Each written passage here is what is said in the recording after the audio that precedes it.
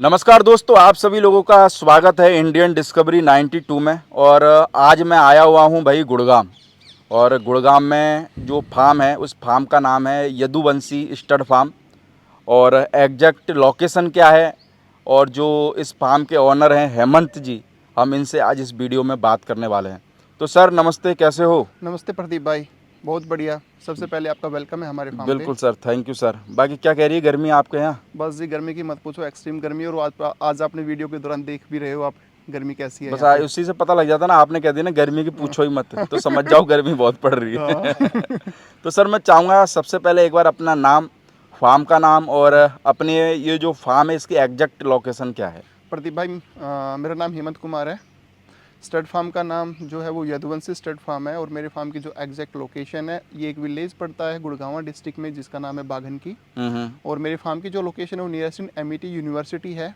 Amethi Amity university. University जो बिल्कुल मेरे फार्म से 1.5 किलोमीटर दूर है। हम्म। और गुड़गांव से अगर मैं बात करूँ तो मेरे फार्म का एग्जैक्ट डिस्टेंस 35 किलोमीटर होता है। जैसे हुड्डा सिटी सेंटर से बात कर ले तो कितना किलोमीटर होगा? 40 किलोमीटर होगा प्रदीप भाई। और दिल्ली एयरपोर्ट से? दिल्ली एयरपोर्ट से मेरे फार्म की जो लोकेशन है वो 65 किलोमीटर दूर है। 65 किलोमीटर हाँ। है।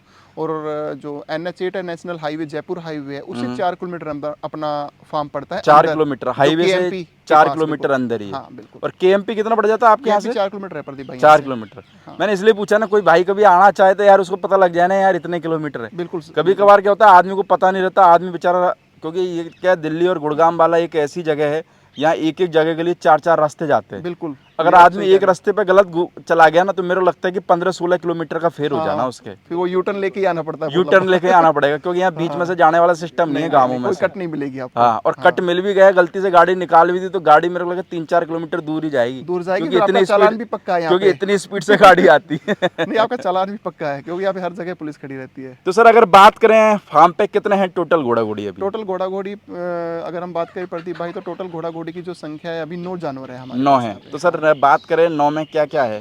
हमारे पास एक बड़ा स्टैलियन है, दो हमारे पास कोल्ट है, और 4 हमारे पास बड़ी घोड़ी है, 2 फिली है हमारे पास। 2 फिली है। हाँ, जिन 4 बड़ी घोड़ियों में से हमारे पास 2 प्रेग्नेंट मेयर है। प्रेग्नेंट है यानी। हाँ जी, हाँ जी। तो सर अगर बात करें अभी इस वीडियो में हम लोगों को 2 बच्चे दिखाने वाले हैं ना, जिसमें एक घोड़ा है और एक बच्चा है। बिल्कुल। तो अगर हम सबसे पहले बात करें कि आपके फार्म का सबसे मेन घोड़ा है जो हम लोगों को अभी दिखा रहे हैं। हाँ जी बिल्कुल, ये हमारा मेन घोड़ा है हाँ, ना। हाँ। तो सर अगर हम बात करें अभी हमारे जो लोग घोड़ा देख पा रहे हैं, इस घोड़े का क्या नाम है? इस घोड़े का नाम है रतनवीर। रतनवीर। हाँ जी। और रतनवीर के अगर सर बाप की बात करें तो बाप कौन है? रतनवीर की ब्लड लाइन की बात करें तो जो रतनवीर का बाप है वो है स्टैलियन लेट सुंदर। सुंदर। हाँ जी, हाँ जी। और बात करें अगर इसकी माँ की? माँ है का नाम है इसका रतन, जो मनियोद लाइन से थी। तो माँ अभी है क्या सर? नहीं, अभी जी माँ इसकी शांत हो गई है। शांत हो गई है। कितना टाइम हो गया होगा सर? इसका जी हो गया, जब मैंने लिया था उससे पहले इसकी माँ शांत हो गई थी। अच्छा, आपने लिया उससे पहले ही हो गई थी। हाँ जी, हाँ जी, हाँ जी। अगर सर उम्र में बात करें तो उम्र में कितना होगा रतनवीर? रतनवीर की जो उम्र है वो अप्रोक्स 8 साल हो गई है अभी। 8 साल। हाँ जी। और सर हाइट में बात करें?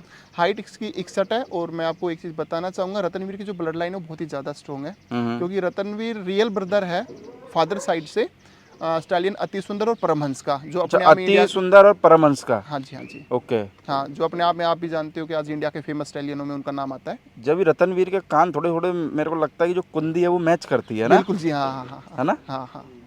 और इस लाइन में मेरे को लगता है घोड़ों की हाइट हल्की सी छोटी भले आती हो पर सुंदरता में एक नंबर आते हैं। सुंदरता और प्योरिटी बहुत ज़्यादा है जी इस लाइन के अंदर, क्योंकि इसमें हाइट थोड़ी कम है इस लाइन में, बट जो इनके अंदर एक मजबूती है, जो इनके अंदर स्ट्रेंथ है, जो इनके अंदर सुंदरता है, वो अदर लाइनों से बहुत ज़्यादा बेहतर है। तो सर जैसे आप बता रहे हो आपको घोड़े रखते हुए 3-4 साल हुए है ना? हाँ जी, 3-4 साल। घोड़ा 7 साल का है। हाँ जी, हाँ जी। तो घोड़ा खरीदा ही होगा? हाँ जी, घोड़ा मैं लेके आया था। तो कैसे आया घोड़ा और किसने बताया घोड़ा? प्रदीप जी, ये कहानी बहुत बड़ी है इस घोड़े की। हाँ तो बताओ ना, बड़ी हम फ्री हैं बिल्कुल। ये तो आप ना ही पूछो तो भी अच्छा है, क्योंकि ये बड़ी नहीं, एक कहानी तो अलग सी वो देखो है। अपना क्या हाँ। कहानी जरूर पूछते हैं, कुछ पूछे ना पूछे। शॉर्टकट में बताओ, कोई दिक्कत शॉर्टकट में बताता हूँ प्रदीप जी, ये घोड़ा बड़ी मतलब कि एक अजीब सी कहानी है जिसके थ्रू मेरे पास आया था। एक भाई साहब है, उनका मैं नाम नहीं लेना चाहूँगा। बोलते ना कि इस लाइन के अंदर आपने बहुत सारी वीडियो बनाई है, आप बोलते हो कि भाई उसने मेरे साथ धोखा कर दिया, उसके साथ धोखा कर दिया। नाम मतलब बेचारे नाम का नहीं लेंगे हम किसी का भी। और नाम लेते तो क्या फिर कैरियर खत्म हो जाता है। हाँ, और ये बोलते हैं ना कि देखो सारा बिजनेस विश्वास पे चलता है, तो हम भी किसी पे विश्वास कर बैठे थे। हमने किसी को 2 घोड़ियां सेल कर दी थी और वो घोड़ियां हमने उधारी में सेल कर दी थी प्रदीप जी। अच्छा, उधार दी थी? उधार दे दी थी जी। ओके। उससे कुछ अमाउंट हमारे पास आ गया था, उसने कुछ टाइम रख दिया था जी, इतने बाद हम आपको ये अमाउंट दे देंगे। तो हमने फ़ोन किए गए तो उन्होंने वो एक अमाउंट के लिए हमें 1.5 साल निकाल दिया। अच्छा, उस अमाउंट के लिए? हाँ, उस अमाउंट के लिए हमें 1.5 साल तक वो अमाउंट नहीं आया घोड़ियों का। हमारी घोड़ियाँ भी उसके पास चलेगी, उसने घोड़ियाँ बेच-बाच भी दी थी जिसको आगे अच्छा, बेचनी आपका थी। पैसा नहीं दिया पर? हमारा पैसा नहीं दिया। ये शुरुआत की ट्रेजेडी बता रहे हो? ये शुरुआत की ट्रेजेडी जब रतनवीर हमारे पास आया था। अच्छा। तो बस वो पैसा हमारा वहाँ से आया नहीं, तो बस हमने भी कोई ना कोई गणित लगा के कुछ तिगड़म बैठा के हमने सेटिंग करके फिर हम रतनवीर को उससे वहाँ से लेके आए। रतनवीर को लेके आ गए? हाँ जी, हाँ जी, हाँ जी। तो यानी कि बोल सकते हैं कि पैसे नहीं दिए तो फिर सेटिंग से आया है। सेटिंग से आया है जी। पर चलो कैसे भी आया, पर घोड़ा अच्छा आया। घोड़ा अच्छा है जी। हाँ, हम तो उसको भी भाई को थैंक्स बोलते हैं कि यार कैसे भी करके उसकी बदौलत हमारे पास ये आज एक अच्छा घोड़ा आ गया। चलो वो कैसे भी आया भाई, किसी ने गलत करा सही करा, सहयोग सबों का ही रहता है सहयोग ना। सबका ही रहता है, देखो जी। और अगर माने चलो वो अगर आपके साथ गलत नहीं लगता और आपको ठोकर नहीं लगती, हाँ, तो मेरे को लगता है कि आपको कुछ समझ में भी नहीं समझ में आता। नहीं आता, हम सीखते भी नहीं और ये घोड़ा भी हमारे पास नहीं आना था। और घोड़ा लाइन में वैसे भी नया आदमी आए तो 80% लोग ऐसे जो ठोकर लगने के बाद ही सीखते हैं। बिल्कुल, आप सही 20% आदमी जो रहते हैं बेचारों को भले आदमी मिल जाते तो सेफ जोन में रह जाते हैं। बिल्कुल, बिल्कुल, बिल्कुल। तो सर अभी जैसे बात करें हम रतनवीर की, तो ये 7 साल का, तो ब्रीडिंग वगैरह चालू कर रखी है कि हाँ नहीं जी, कर रखी? ब्रीडिंग चालू कर रखी है। रिजल्ट भी जिसे मैं लेके आया हूँ उसके पास भी बहुत अच्छे रिजल्ट्स आए हैं और हमारे यहाँ पे भी आने के बाद भी 7-8 घोड़ियाँ से कवर हो चुकी है। तो क्या फीस वगैरह क्या रख रखी है बड़ी सर? नॉमिनल सी फीस रखी हुई है रतनवीर की। हमने यहाँ पे 21,000 फीस रखी हुई है। 21,000 हाँ, रुपये? और 21,000 में भी कोई कंडीशंस नहीं है प्रदीप जी। कोई भी भाई आए जब तक उसकी घोड़ी ना रुके, बस घोड़ी अंदर से साफ सुथरी होनी चाहिए। दूसरी बार के कोई चार्जेस नहीं होते, चाहे घोड़ी 2 बार में ठहरे, 3 बार में ठहरे, चाहे 5 बार में ठहरे। तो सर जो बच्चे आए हुए हैं इसके, जो आपने भी देखे होंगे, तो क्या मार्किंग वगैरह क्या आ रही है बच्चों के? मोस्टली जितने भी रतनवीर के बच्चे हैं जो मैंने देखे हैं, जहाँ पे ये घोड़ा खड़ा था वहाँ पे मैंने इसके 6-7 बच्चे देखे थे, तो ऑलमोस्ट ब्लेज तो सब पे देता है जी। ये ब्लेज बहुत पट्टा ज्यादा आ ही रहा है। पट्टा आ ही रहा है, पट्टा आ रहा है, कान बहुत ज्यादा सुंदर दे रहा है, नेक की कन्फर्मेशन बहुत ज्यादा अच्छी दे रहा है और मार्किंग बहुत ज्यादा अच्छी दे रहा है। तो कितने बच्चे आगे होंगे सर इसके? अजी जब उनसे लेके आया था तो 7 से 8 बच्चे उनके पास आ चुके थे इसके। 7 से 8 बच्चे? हाँ जी, हाँ जी। तो सर क्या शेड्यूल रखते हो अभी रतनवीर का? रतनवीर का जी जो रूटीन शेड्यूल है, जो नॉर्मल घोड़ों का चलता है वही शेड्यूल इसका चलता है। भाई सुबह के टाइम पे हम इसको लंचिंग देते हैं, एक्सरसाइज देते हैं। एक्सरसाइज के बाद इसको मॉर्निंग की जो डाइट होती है वो हम लोग इसको दाना देते हैं। मॉर्निंग की डाइट? हाँ जी, हाँ जी, बिल्कुल। तो सर अगर बात करें शौक की, हाँ जी, क्योंकि मेरे को लगता है ये जानना भी बहुत ज़रूरी रहता है ना, जो आदमी इस बिजनेस में नया आया है। हाँ, हाँ। तो सर कैसे घोड़े का शौक लगा, कैसे घोड़ा लाइन में आए? घोड़े लाइन से पहले प्रदीप जी ये भी एक इत्तेफाक है मेरा घोड़ा लाइन में आना। घोड़े लाइन से पहले आप डॉग में मेरे को था मैं, लगता है बिल्कुल, अच्छा अपना है, काम है डॉग का काम ना? भी है और मेरा पैशन बहुत ज़्यादा रहा है डॉग्स के साथ, क्योंकि मैंने जब से होश संभाला है कि तब से मैंने डॉग रखे हैं। लोगों के बस्तों में जो हम बैग बोल देते हैं, जब हम पढ़ाई क्या करते थे तो लोगों के बैग में किताबें हुआ करती थी, मेरे बैग में कुत्ते के पिल्ले हुआ करते थे। अच्छा, बैग के अंदर कुत्ते के पिल्ले ले जाते थे? हाँ जी, क्योंकि हमने सदाई, क्योंकि हम इतने ज़्यादा अटैच रहे हैं, क्योंकि मदर फादर या पेरेंट्स कभी भी ऑथराइज नहीं करते थे। बड़ी पिटाई खाई है इन चक्रों के अंदर। तो मास्टर पकड़ लेता था कि कभी कभार? मास्टर पकड़ लेता था जी, और मास्टर से भी हमने बड़े डंडे खाए हैं कुत्तों के चक्रों में। कहता होगा बोले भाई किताब तो लाया नहीं, बोले कुत्ते के पिल्ले लिए। और ऐसे ही करते करते जब हमने, कुत्तों का शौक बहुत ज़्यादा रहा है प्रदीप भाई, और घर वाले भी जब हम थोड़ा सा, तो इसका मतलब तो आप कुत्ते बहुत पुराने रखते हुए आ रहे हो? हाँ जी, कुत्तों का तो मेरे को भी याद नहीं है जब से, वैसे कुत्ते तो मैंने बहुत पुराने रखे हैं जब से मैंने होश संभाला है। और अगर मैं प्रोफेशनली बात करूँ तो 2011 से मैं कुत्ते रख रहा हूँ। 2011 से? हाँ जी, जो मैंने प्रोफेशनली कुत्ते अपने कैनल पे रखने स्टार्ट किए। तो सर कितने रूम बना रखे हैं अगर कैनल की बात करें डॉग वगैरह के लिए? डॉग वगैरह की जी अलग अलग कैनल है। जो हमारे पास 10 कैनल ऐसे हैं जहाँ पे हम बड़े डॉग रखते हैं, और 4 से 5 कैनल ऐसे हैं जो हमारी ब्रीडिंग फीमेल्स जहाँ पे रहती है, और 5 कैनल हमारे पास ऐसे हैं जहाँ पे हम ब्रीडिंग करवाते हैं। अच्छा, ब्रीडिंग यानी सबों का अलग अलग डिपार्टमेंट अलग अलग बना रखा है। हाँ जी, हाँ जी। और अगर सर डॉग की बात कर लें तो कितने टोटल अभी अपने पास में डॉग होंगे? और अगर बात करें कि कौन कौन सी नस्ल के आपके पास में डॉग रहते हैं? हमारे पास यहाँ पे 22 डॉग है अभी। 22 डॉग में हमारे पास यहाँ पे 3 नस्लें मेन है, जिसमें जो सबसे पहली नस्ल है, जो मैं आपने वीडियो में देखा भी है कि जो पहली नस्ल है वो अलाबाई है, जिसको सेंट्रल एशियन शेफर्ड बोलते हैं, जो व्हाइट कलर की है, जिसके थोड़े बाल होते हैं। दूसरी नस्ल भी व्हाइट कलर की हमारे पास, जो डोगो अर्जेंटिनो है, और तीसरी नस्ल ब्लैक कलर की है, जिसको केन कोर्सो बोलते हैं। हाँ, तो सब मेरे को लगता है सब बाहर की ब्रीड है। हाँ जी, हमारी फार्म के ऊपर 17 डॉग इंपोर्ट करवाए हमने डायरेक्ट। 17? हाँ, जो अदर कंट्री से आए हुए हैं।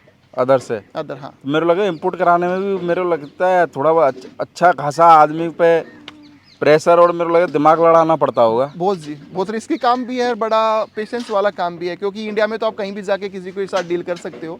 अगर कोई आपके साथ कुछ गलत भी कर दे तो आप उसका कॉलर पकड़ लोगे, लेकिन फॉरेनर्स बाहर आप पहले पैसे देने पड़ते, उसके बाद आपका कुत्ता तो आता है। बाहर आप कैसे डील करते हो, यानी कि फोन पे ही? फ़ोन पे होती है जी, बस ऑनलाइन होती है, व्हाट्सएप के थ्रू या ईमेल्स के थ्रू। और जैसे मान चलो कभी कभार कोई डॉग ऐसा आ जावे तो फिर क्या करते हो? उसका जी कोई सोल्यूशन नहीं, कोई ऑप्शन नहीं जी उसका। कोई सॉल्यूशन नहीं? नहीं जी। क्योंकि मेरे लगा भेजो तो इतना दाम और लग जाए। हाँ, उसको वापस भेजोगे तो उतना ही दाम लग जाएगा। एक डॉग आने में सर कितना पैसा लग जाता होगा? 7 से 8 लाख रुपए का खर्चा आता है एक डॉग आने में? एक डॉग आने में। है? हाँ जी, हाँ जी। इतने में तो हमारे यहाँ ब्लड लाइन का घोड़ा आ जावे। चलो ये भी मेरे को लगता है कि डॉग पालो या घोड़ा पालो, मेहनत सभी में मेहनत सभी में है। है। घोड़े की मेहनत घोड़े की जगह है और डॉग की मेहनत डॉग की जगह है। बिल्कुल सही बात है। तो सर अगर हम बात करें, अभी हमारे सामने एक और बच्चा खड़ा हुआ है, तो बच्चे का क्या नाम है? बच्चे का नाम है जी, ये कोल्ट है मेरा, इसका नाम तेजस है। तेजस। हाँ जी। और तेजस का बाप कौन है सर? तेजस का बाप है स्टालियन भारत रत्न। भारत रत्न। हाँ जी, हाँ जी। तो कितनी उम्र होगी सर इसकी? तेजस की उम्र हो गई है 14 महीने। 14 महीने। हाँ। तो खरीदा था कि होम नहीं ब्रीड जी, है? मेरी होम ब्रीडिंग का बच्चा है। इसकी अच्छा, मदर होम भी ब्रीड मेरे है पास- आपकी ये? हाँ जी, मेरी खुद की होम ब्रीड तो है। माँ कैसी है इसकी सर? माँ जी इसकी मोहिनी है, जिसकी हाइट 64 है। 64 है। हाँ। और माँ की क्या मार्किंग है? माँ के माथे पे टीका है। माथे पे टीका टीका है। है बस, बाकी पूरी काली है वो। तो सर जैसे आपने ये बच्चा भी किस पर्पज से तैयार कर रहे हो? सेल के हिसाब से, रिंग के हिसाब से, या स्टेलियन के हिसाब से? प्रदीप जी, जो मेरा मेनली फोकस है, इसको अपने फार्म का एक अच्छा स्टेलियन बनाने का मेरा फोकस है ना। तो मैं इसको सेल के लिए तैयार कर रहा हूँ, और रिंग पे मेरा कोई इतना ज़्यादा फोकस होता नहीं है। क्योंकि रिंग में जितने भी हमने आज तक मारवाड़ीज़ में हमने सीखा है या पढ़ा है, तो रिंग में कंट्रोवर्सी बहुत ज़्यादा होती है। आप अच्छी तरह समझदार हो इन सब चीज़ों के लिए कि वहाँ पे घोड़े किन लोगों के जीतते हैं। तो हम तो अभी नए हैं इस मार्केट के अंदर, तो हमारा जो सबसे बड़ा फोकस है वो अपना खुद का स्टाइलियन तैयार करने का है। मतलब अपने घोड़े की बेइज्जती करानी हो तो रिंग में ले रिंग जाओ। में लेके जाओ, बिल्कुल सही और बात बेचारे की बेइज्जती नहीं करानी। है। ऐसे बहुत सारे एग्जाम्पल है प्रदीप जी, आपने अरे देखे बहुत भी है, होंगे। अपने को क्या पूरी दुनिया को पता है, पूरी दुनिया पर ये जानती कि है इस बोलता बारे में। कोई नहीं है बस। बोलता कोई भी नहीं है। क्योंकि सब एक दूसरे के अच्छे बने रहना चाहते हैं। हाँ बस। पर चलो ये है कि देखो मेरे को एक चीज़ समझ में आई कि देखो घोड़ा लड़ता है रिंग में किसके लिए? मालिक के लिए। मालिक के लिए। जब घोड़े के साथ गलत हो जावे ना, तो मालिक को सारा ऊपर का पसीना नीचे तक ला देना चाहिए उस घोड़े के लिए। घोड़े का पर मालिक अभी होता क्या है, घोड़ा बेचारा चलो कुछ भी पोजीशन पे आवे, मालिक घोड़ा लेता है तुरंत घर लेके आ जाता है। तो बिल्कुल ये सही कोई बात। सॉल्यूशन थोड़ी हुआ। बिल्कुल ये तो सही तू कायर है, तू उस घोड़े को पाला ही मत। बिल्कुल। वो घोड़ा भी कहता होगा यार किस कायर आदमी के पल्ले पड़ गया। ग्रुपिज्म बहुत ज्यादा है ना प्रदीप जी। अगर मान लो हम जैसा एक बंदा है, हमारे पास कोई किसी प्रकार का ग्रुप नहीं है आज के टाइम पे ना, हम इंडिपेंडेंटली मारवाड़ी पाल रहे हैं, अपना शौक पूरा कर रहे हैं, है ना। लेकिन मान लो हमारे पास बहुत टॉप क्लास का स्टाइलियन तैयार हो गया और हम रिंग में लेके जाते हैं और वो वहाँ पे हार गया, तो वहाँ पे तो ऑलरेडी ग्रुपिज्म इतनी है कि हमें तो बोलने का मौका भी नहीं देगा कोई भी वहाँ पे। तो बोलने का मौका भी नहीं देगा, फिर आप ग्रुप नहीं है तो फिर आपकी तरफ से लड़ेगा भी लड़ेगा कौन? कौन वहाँ पे? भाई मान लो हम 2 बंदे अपना स्टाइलियन लेके चले गए, हाँ, और वहाँ पे मतलब कि हमारा स्टाइलियन सबको पता है, पूरी वहाँ की ऑडियंस देख रही है कि भाई ये स्टाइलियन है, ये अच्छा स्टाइलियन है, इसको नंबर में आना चाहिए, है ना। लेकिन उसको बाहर कर दे, उसको 10 नंबर में भी नहीं रखते। हम 2 बंदे बेचारे, हम दोनों ने घोड़ा पर पकड़ा सर हुआ है। उसका पर्पज एक ये भी रहता है ना कि मान के चलो वो उस रिंग में 10 बार का जीता हुआ स्टेलियन आ गया। हाँ, अब उस टाइम पे ऐसे मान के चलो, एक अगर वैसे बात करें लोगों के समझने के हिसाब से, उसने कॉपी में कुछ नहीं लिखा, ठीक है, आपके घोड़े ने पूरा कॉपी में टॉप क्लास सब कुछ लिखा है, हाँ। पर जीतेगा वही। जीतेगा वही। चाहे से उसने अब वैसे कायदे से अगर माने चलो जिसने 10वीं में टॉप करा, वो अगर 11वीं की पुस्तिका में कुछ लिख के नहीं आया तो फेल ही होगा, पर वो वहाँ जीतता है। वो वहाँ पे क्यों? जीता है। क्योंकि आदमी ऑनर सोचता है यार अपने यहाँ बेइज्जती हो जानी। भाई जरूरी नहीं है ना, ये तो लाइव एग्जांपल है प्रदीप जी इंडिया के अंदर कि जो एथलीट एक बार चैंपियन बनाया तो जरूर थोड़ी वो दोबारा भी चैंपियन बनेगा। भाई उससे कोई दूसरा अगर अच्छी मेहनत कर रहा है, उसके अच्छे पॉइंट्स है, तो चैंपियन तो वो बनेगा ना।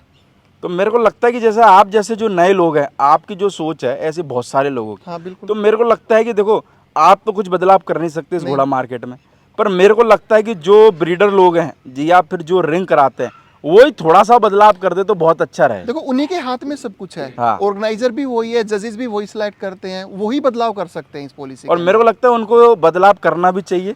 और मेरे को उम्मीद भी है कि इस साल जब रिंग चालू होगी तो मैं जहाँ तक उम्मीद करता हूँ कि रिंग के अंदर लोगों को एक बहुत बड़ा बदलाव देखने के लिए मिलने वाला है। बिल्कुल बिल्कुल। क्योंकि मेरे को लगता है कि जैसे फोन हर साल अपडेट होता है ना, हाँ। तो रिंग भी अपडेट होगी। हाँ, पॉलिसी अपडेट होनी बहुत ज्यादा जरूरी है ना। हाँ। क्योंकि जिसकी पॉलिसी अपडेट नहीं होती ना, तो उसको तो देखो तो जैसे यूथ का तो शौक ही मर जाएगा, और यूथ का शौक मर गया, नए ब्रीडर्स का शौक, मतलब नो नए जो लोग आ रहे हैं अगर उनका शौक मर गया तो ये बड़े बड़े ब्रीडर्स अपने घोड़े कहाँ बेचेंगे फिर?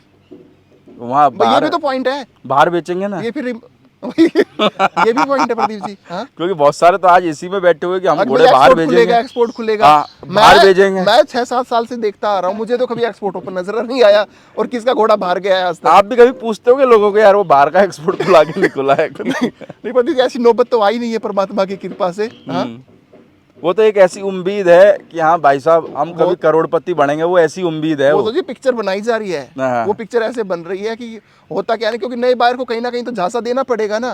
अभी नए बायर को झांसा यही दिया जाता है कि जी आप घोड़े लाइन में आओ, करोड़ों कमाओगे, करोड़ों इसलिए कमाओगे, कल को एक्सपोर्ट ओपन होगा आपके, हम अपने घोड़े बाहर बेचेंगे, आप भी अपने घोड़े बाहर बेचना। तो उस चक्कर के अंदर बेचारे नए लोग पर आते जा मैं रहे तो हैं। नए आदमियों को एक ही चीज कहना चाहूंगा भाई, देखो साफ सुथरा अपना काम है।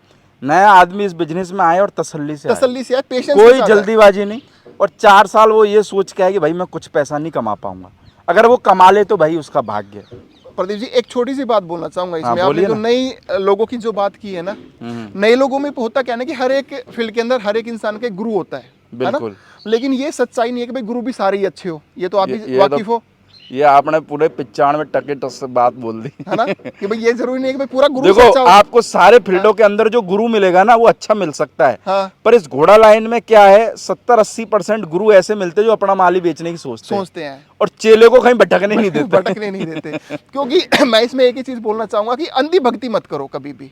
भाई लोग मैं देखता हूँ कि अंधे भक्त बन जाते हैं, अंधे फॉलोवर बन जाते हैं, अंधा मेंटर मान लेते हैं, और साल 2 साल के बाद, क्योंकि उस गुरु ने तो जो चेपना था वो तो चेप दिया उसको। अब वो कुछ टाइम के बाद, बेचारा साल 2 साल के बाद जब उसको मार्केट की परख होती है, फिर वो गुरु भी कहीं नजर नहीं आता। वो जब 300 फीट नीचे बोरवेल में गिर जाता ना तो वो गुरु भी खींचने नहीं वो आता खींचने उसको। नहीं आता, फिर वो सोचता है यार मैं कहाँ फंस गया, फिर वही बंदा उस गुरु को गाली देता घूमता है।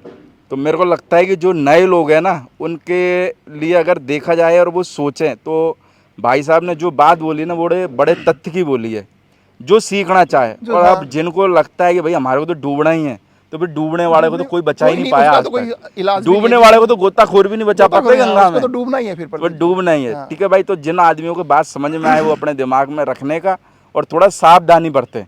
सारे लोग एक जैसे नहीं है, पर हाँ ये है कि भाई कुछ लोग कर देते तो पर सारे एक जैसे उसमें कैटेगरी में शामिल हो जाते। तो भाई साहब अगर बात करें हेमंत जी, अभी 2 बच्चे हमने जो लोगों को दिखाए, दोनों में से कोई है सेल के लिए? प्रदीप जी ऐसा तो कोई भी सेल पे नहीं है, ना तो रतनवीर अभी सेल करने का हमारा कोई प्लान है, और तेजस का तो बिल्कुल भी प्लान नहीं है। बिल्कुल। हाँ, बाकी ये है कि दाम लग जाएंगे जब भाई साहब वो तो देखो जी एक सामने मौके बंद की बात वाले होती है। भाई हाँ। साहब का नंबर रहेगा तो जिसकी सेटिंग बैठ जावे वो सेटिंग कर लेना अपनी। बाकी आपको पार्ट 2 के अंदर दिखाते हैं भाई साहब के फार्म की और भी 3 लाजवाब घोड़ियाँ। ओके, थैंक यू भाई साहब, थैंक यू वेरी बहुत मच अच्छी और मेरे को लगता है सटीक जानकारी आपने दी। आदमी समझना चाहे ना तो मेरे को लगता है कि उसके लिए 6 महीने का मटेरियल है थैंक कुछ बातों में, बिल्कुल और नहीं समझना चाहे तो 6 साल का भी मटेरियल है। ओके, थैंक यू भाई साहब। थैंक यू वेरी मच भाई।